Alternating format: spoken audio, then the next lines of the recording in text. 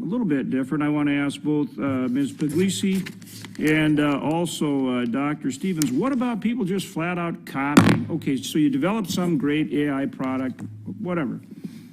How about somebody just taking it and copying it? I mean, we see that with, look at what Iran's doing with drones. I mean, they obviously just, and other countries too, just copying our technologies. It may be inferior, but they are just copying it in many respects. How do you prevent rogue actors from doing that kind of thing?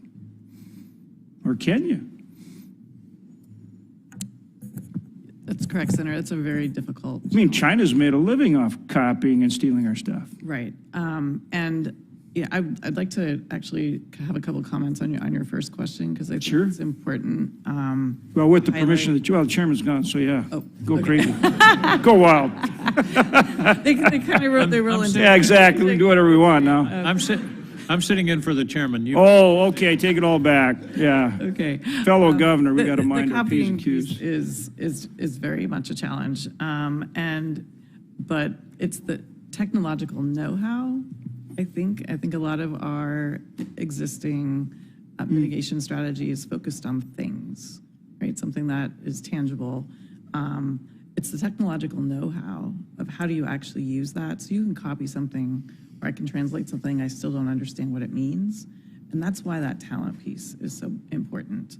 And I would venture to say that our system really isn't set up for this particular challenge that we have today. We're set up to fight the Soviets. We look for intelligence officers, we look for a direct military end use, and we have very narrow laws around economic espionage, which we could discuss en masse for a long time.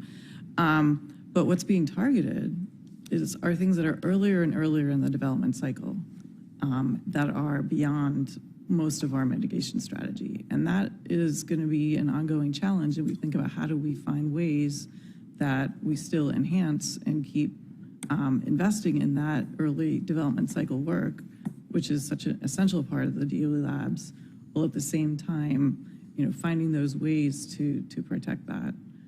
And then that kind of gets at the workforce, it gets at technological know-how, it gets how do we then find new ways to face this challenge. I can tell you've been thinking about it. It's good that you're very thoughtful about that, and I appreciate that. Thank you. I can tell you're something you're working on, and that's good.